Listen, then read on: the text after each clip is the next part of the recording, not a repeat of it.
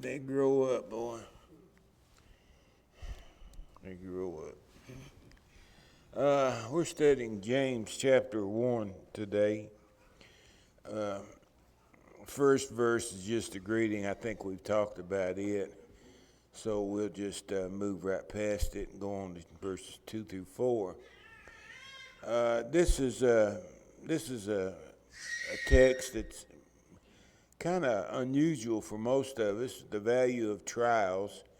It's one that we need to learn because it helps us deal with the real world better if we understand what's coming and why it's coming our way. My brethren, count it all joy when you fall into various trials. The term brethren denotes fellow believers joined to each other in love, constituting a single family with God as their Father. It's a name that is used by Christians denoting members of the same family. There are some religious people that are not our brethren and should not be acknowledged as our brethren, according to John the Apostle in 2 John verses 9 through 11. But sometimes people do. The word disciple is a believer, brother, saint, fellow laborer, beloved brother, etc. The word is used, translated this way in a number of places. Got the same Greek term, just translated differently in English, giving you an idea of the role of a disciple, what they are, what they do. What was said about this is the main thing was there's supposed to be unity in the church, and the apostles were not united. They never were. Jesus was murdered, and even at the time of his murder, his apostles still were not united. They were still divided. All of them wanted to be in the top slot. They all jockeyed for position. He spoke about himself as a king and having a kingdom, and they understood how a king and a kingdom operated. You got various heads of state below the king, and they all wanted to be the king and let the others be below them. They wanted to be the guy in charge, and they didn't get past that. As much as he tried to get them past it, they didn't get past it. The last time the Lord tried to get through to him was the night before he was crucified. You recall he washed the apostles' feet. And the purpose of that gesture was to demonstrate that even though he was their Lord, he was willing to serve them. And they should likewise be willing to serve one another. They were embarrassed and humiliated by the gesture, but it didn't get through to them. It didn't sink in. Eventually, I suppose they did catch on. But for a long time, they didn't give up on their hopes, and they weren't really brethren as much as they wanted to have a hierarchy of some sort, and that was heartbreaking for Jesus because he couldn't get through to them. The word count, my brethren, count, is to regard it as an occasion of joy. When you fall into these various trials, regard it or reckon it as an occasion for joy, which is challenging to say the least. Not just joy, but all joy. Most of us don't feel that way when a trial comes upon us. But this is the way we ought to summarize what's taking place. We know that all things work together for good to them that love the Lord. We know that God tests his people so that his people will grow in faith, grow spiritually. We know that the testing of ourselves is for our benefit. We know that God does not tempt us to do evil. Whenever there's a temptation to sin, we know that God's not behind it because he has nothing to do with evil. The main thing is for us to understand that this is going to work out for our good. It's not fun. It's difficult. It's challenging. Sometimes it can be terribly painful. But ultimately, it's going to work out for our good. We know that. So we need to learn to bite our tongues, I guess, and hold on for the duration, not give in, not give up. Otherwise, the exercise we go through will be fruitless. Here you go. You're gonna go through a trial, whoever you are. There's nothing you can do about it. Let's say God's testing you. You're going to go through that test. There's nothing you can do about it. You can have a bad attitude or you can have a good attitude, one or the other. You have to make a decision. If you have a good attitude, you're going to go through the trial. If you have a bad attitude, you're going to go through the trial. Either way, you're going to go through that trial. You ain't getting out of it. The difference is, if we go through the trial with a good attitude, after the trial's over, we're better off for it. If we go through the trial with a bad attitude, after it's over, we haven't gained anything, we've lost something. It makes no sense whatsoever to buck up against God. If a trial has to be dealt with, deal with it. Get over it. You're going to have to do it. There's no way to get out of it. If God wants to put us through a test, we're going to be tested. And the best thing to do is understand why testing occurs, that it's always for our benefit. I'm not talking about solicitation to do evil. I'm talking about just a regular test of faith. It always works out for our good. We know that that's what's going to happen. We don't understand why or how, but we know it's going to happen because God promised. And the best thing to do is to bite our lip and hold on with a healthy attitude, knowing that when this is over, I'm going to be the better off for it. Otherwise, we go through this exercise and we lose ground rather than gain ground. And that's sad, because we're going to have to go through the test again. The Lord isn't just going to turn us loose. He's going to put us through another test so that we can learn whatever lesson is he wants us to learn. We need to have a healthy attitude towards these tests of faith. They're always for our sake, to help us out, to make us better. We got to go through it. And eventually, because there's a great day coming, eventually we'll look back on all that and we'll say, well, it was worth it. That's, of course, when we get to the other side of our Jordan. We'll say it was worth it. Right now, we walk by faith. I don't understand. I really don't. But I trust God, and I know he does understand. So hold on.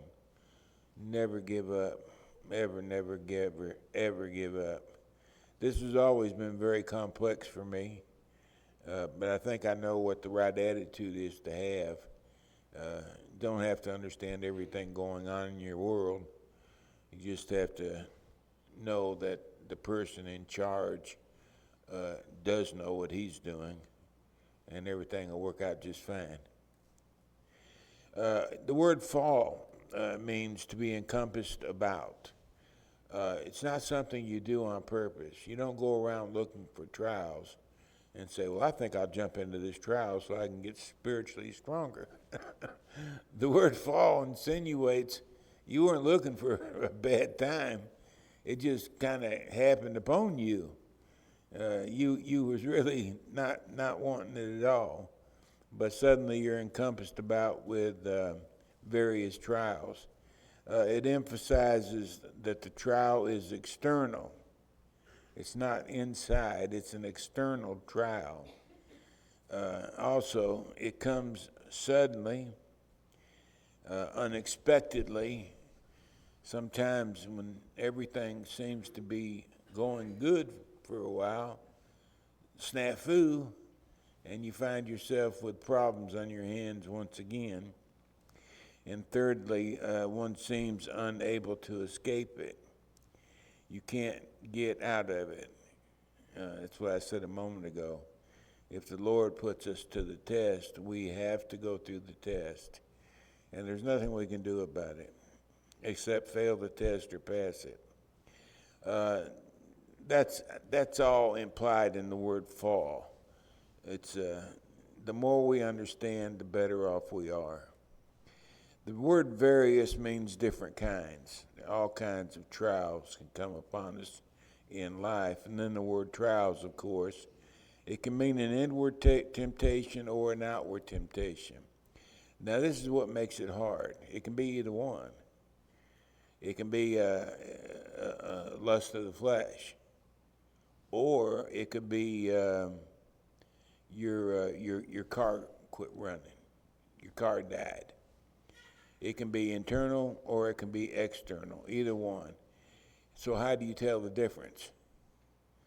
Well, the difference can only be told by the context, and we'll see that as we go forward. But without understanding the context, you can't understand whether it's internal or external. So it's important to know the difference between the two. Knowing that the testing of your faith produces patience, a blessing resulting from the patient endurance of the faithful child of God while under trial. This is the end result, a blessing. Most people probably look at it as a curse. God says it's a blessing. The end result, the finished product, is going to be a blessing. The word knowing comes from the Greek term ginosko. It means to learn to know or to understand. It's to have acquired knowledge, to have acquired facts. There's a difference between knowledge and wisdom. Knowledge is the accumulation of facts. Wisdom is the ability to know how to deal with those facts, know how to understand them. Sometimes people acquire knowledge, but they don't know how to use knowledge. I've seen it in the wonderful world of engineers more times than I care to remember. I used to have engineers that worked for me, and there was more than a few. They knew how to compute various things, but when it come to making an application of the things they've computed, a lot of them didn't know up from down. They weren't practical. So we used two groups in one. We used an engineer, and then we used a laborer that worked with them. One of them had the book smarts, the other one had the street smarts. And between the two of them, you can get a lot done. Knowledge is a good thing to have, but if you don't know how to process the knowledge, what good is it? You got a head full of smarts, but you don't know what to do with it. That's like I've known people who have memorized the Bible. I know a Bible scholar. Well, I don't know him.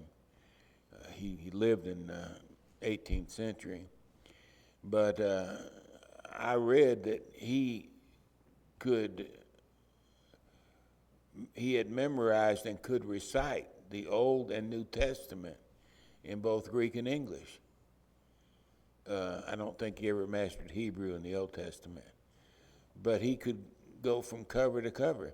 I've got his commentaries, and he's wrong in many of his conclusions. He's got a lot of knowledge in his head, but he didn't know how to process the knowledge. He didn't know how to put it together and draw a rightful conclusion. So all that knowledge did him little good.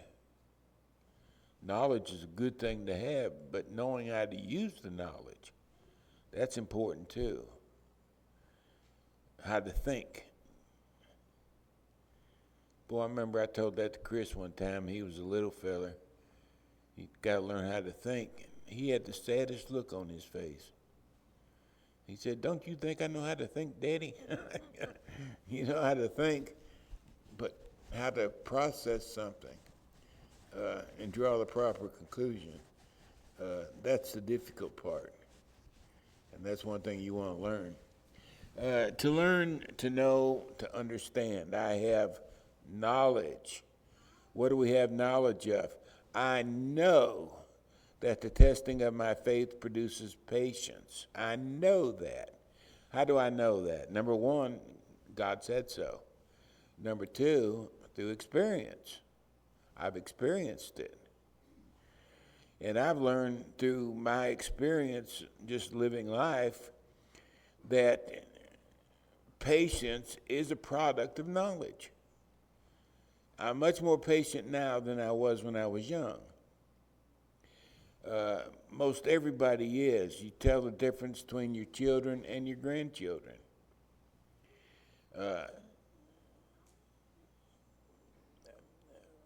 My children knew a different man than my grandchildren know. My children were never allowed to sit at my desk and work. My grandchildren have taken it over. You learn patience with time. I know that through experience. I know it through the Word of God. I know it through experience. I can say, I know that patience is a product of knowledge. I know that. Okay? So when you talk about knowing something, people say, well, I know Donald Trump. Really? I don't think any of us know Donald Trump. I don't know if his wife knows him. He's a complicated sort of fella. I've seen him on TV. I've heard him talk some. I don't know him, though. I know Rellin, but I don't know Donald Trump. I'm acquainted with Donald Trump, but I don't know Donald Trump. There's a big difference when you start talking about knowledge. Sometimes we may not know as much as we thought we did. Knowledge obtained through observation and personal experience, you are continually finding out and getting to know. Literally, that's the meaning of it. You are continually finding out. It's a learning process. It never stops. And the more knowledge you accumulate, the more confident you are in what you know. Testing. The word testing produces patience. The American Standard Version, I don't know if you have a copy of it. I prefer that translation over any other English translation, personally. It doesn't mean the other ones aren't good. They are. This is just the one I prefer.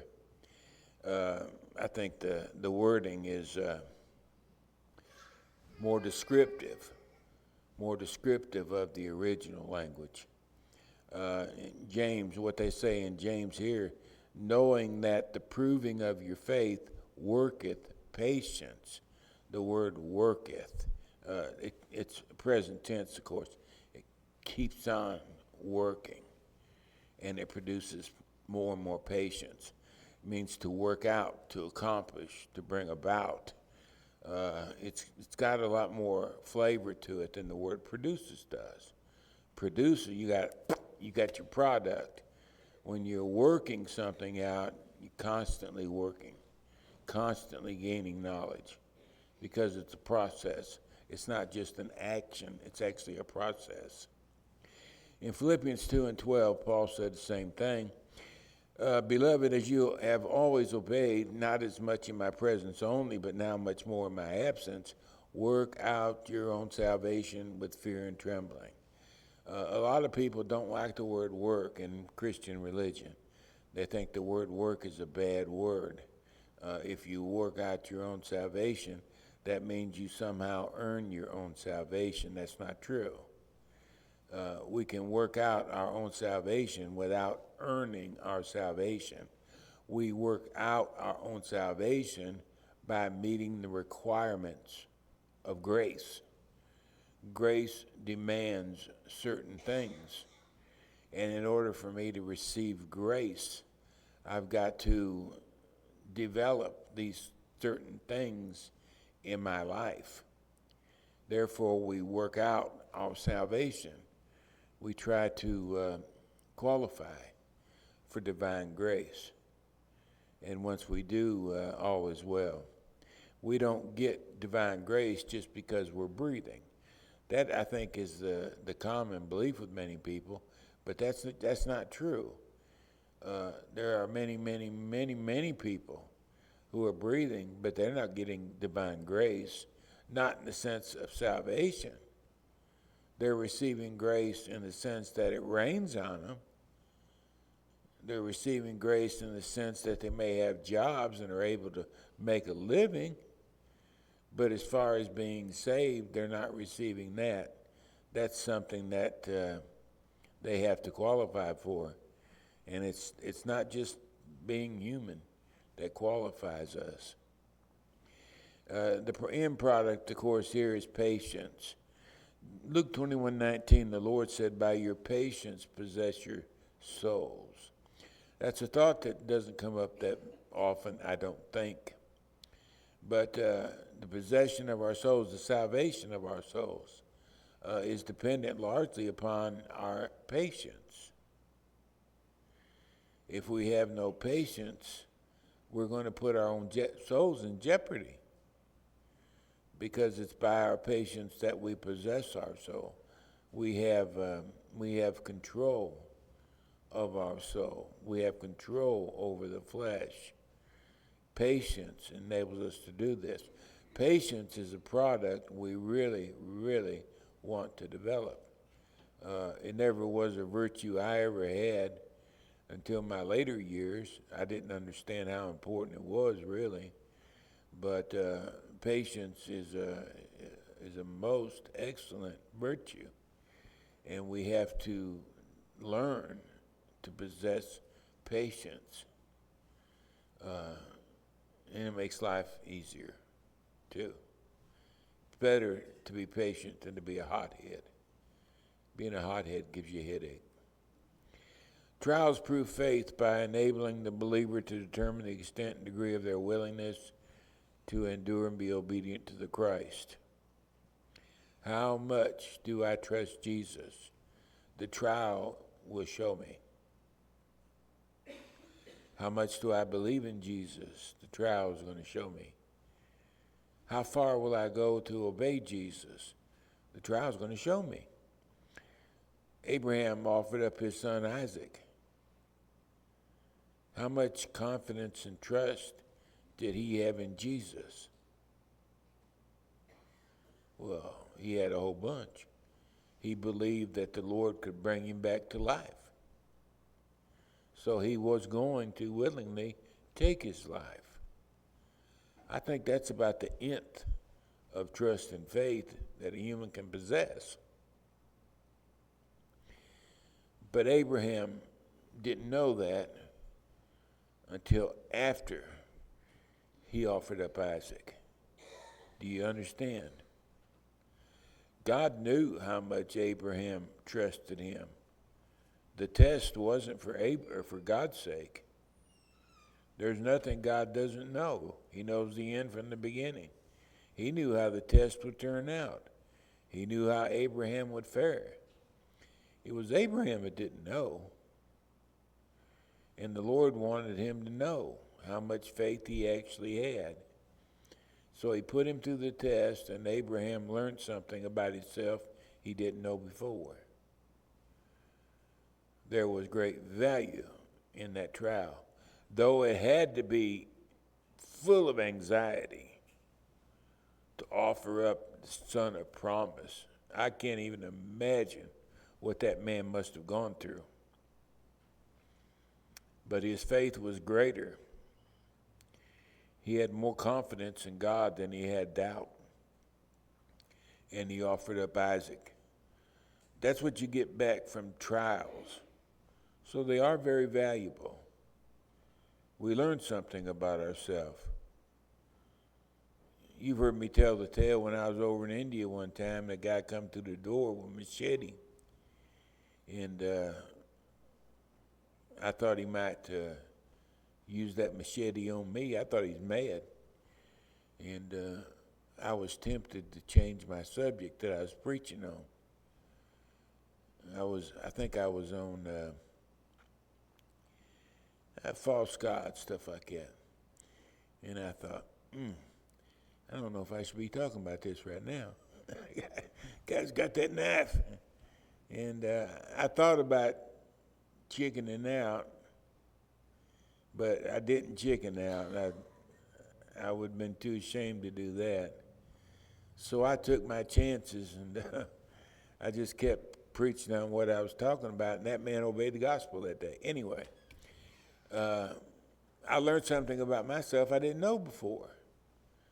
I hoped I would do that. I didn't know if I would because I'd never been through it. But after that day, I knew I would stay the course, even though I thought it might be a bad day, for me at least. And I learned something about me. That's the way trials work. You learn something about yourself if you're successful. If you fail, you learn something about yourself you don't want to know. I know myself, and if I had failed that day, I would have had guilt coming out my ears for letting the Lord down. I'm glad I didn't do that. Okay, let patience have its perfect work. Jesus, we read about his work also. In Hebrews 2:10, it was fitting for Jesus, for whom are all things and by whom are all things, in bringing many sons to glory, to make the captain of their salvation perfect through sufferings. Jesus was made perfect. I thought Jesus was perfect. Well, he was perfect. How could he be made perfect if he was perfect? Well, we're talking about perfect in a different sense right here. Jesus was perfect in the sense that he was sinless. But there were some things that he lacked. He lacked, for example, an experience that was going to be invaluable to his followers.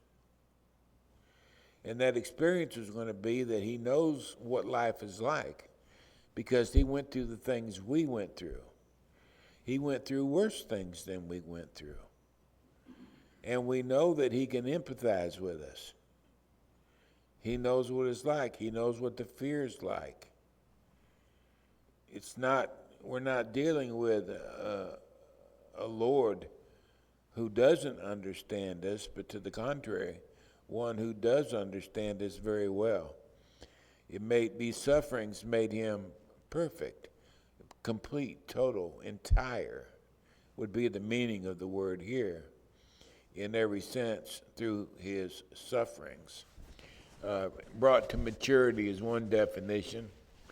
That was the plan for which he came into the world.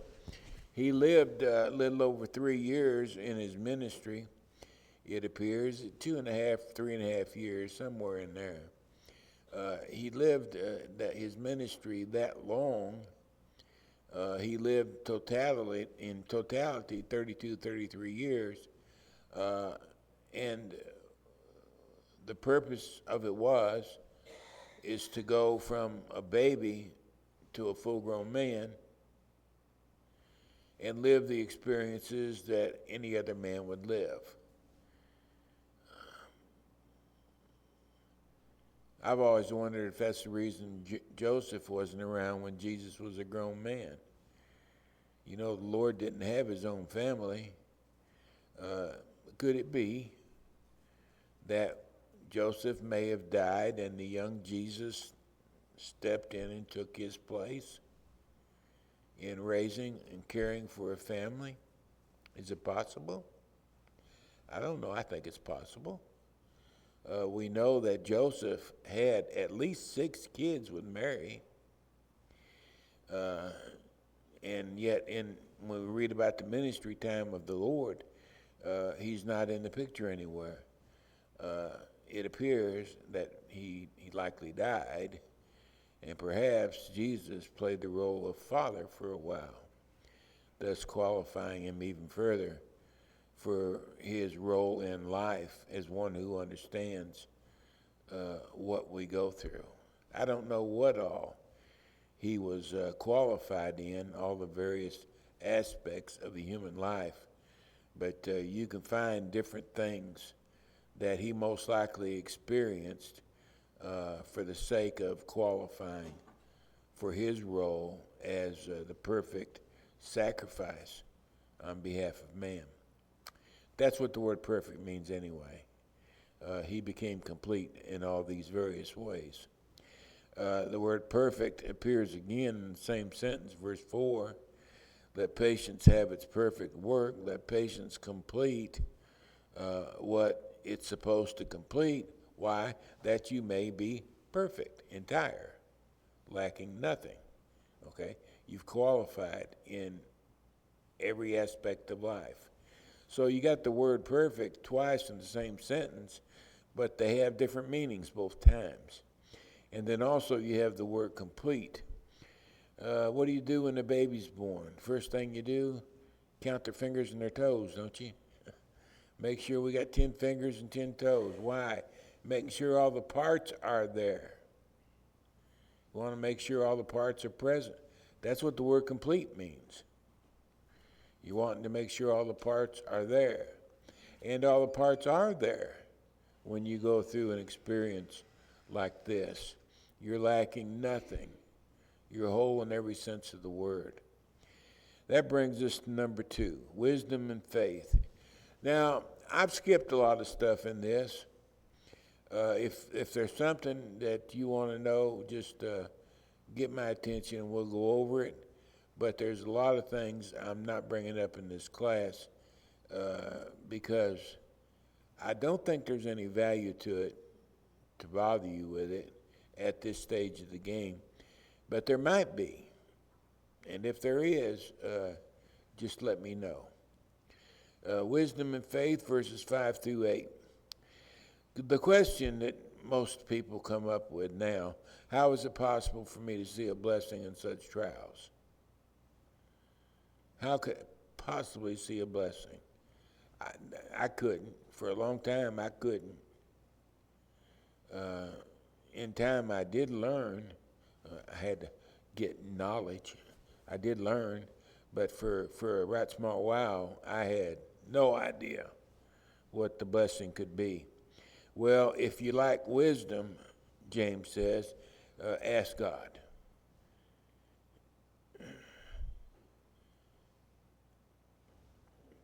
Don't ask the preacher, ask God. If you lack wisdom, just go to God. It's as though James is saying the answer to this question can only come from God. So ask him. If you lack wisdom, you don't understand what those verses 2 through 4 means, which most don't understand, ask God. And God will give you an answer. Do you find it interesting that it doesn't say anything about asking a teacher? Asking your preacher? Asking an apostle? Just ask God. That's where your answer will come from. if you want to understand how trials are beneficial. Just ask God. The answer is not inherent. That's the meaning of it. The answer isn't within us. It didn't come with a package. We don't know why trials are beneficial. We just don't. We don't have any idea why trials are beneficial. There's only one way we could possibly know the benefit of a trial, and that's by asking God. That information has to come from a source beyond ourselves, because the answer is not in us. We need help. It has to be learned. And usually, as we've just been studying, one of the best ways to learn is to experience it. We got revelation that tells us there's a benefit to it. Now, perhaps, it's time to experience it. And between knowledge and experience, we may begin to understand. I say begin because it's only the beginning. But the Lord, He knows how to arrange that. The preacher doesn't, the teacher doesn't, the apostle didn't. That's something the Lord does. So ask Him. It's the only place I know in the Bible that has such a blunt answer that way. Webster says, wisdom, the ability to judge soundly, deal sagaciously with facts, especially as they relate to life and conduct, discernment and judgment, discretion and sagacity. Knowledge is the possession of facts. Wisdom, the ability to soundly judge the facts. You can have the facts and be wrong. A lot of people do. A lot of people in our brotherhood do. They've got the facts, but they've drawn the wrong conclusion. They see things that aren't present. They see things that aren't there. You can name most any subject in worship, for example, and there are groups of Christians who have different beliefs as to how the act is to be carried out. Eating the Lord's Supper, for example. You've heard about the people that thought you had to put a sheet over the Lord's Supper, or you weren't taking the Lord's Supper in the right manner. You've heard of people that's supposed to take the Lord's Supper at the end of the service and not at the beginning of the service, or at the beginning of the service and not at the end of the service. And if you do it the other way, you're wrong. There's many people who have the facts, but they have misjudged the facts. They misunderstand what the facts are teaching, what can be learned, and they wind up creating problems in the church. And that's very sad. But it's very common also. We'll stop here and take up with verse 5, God willing, next week.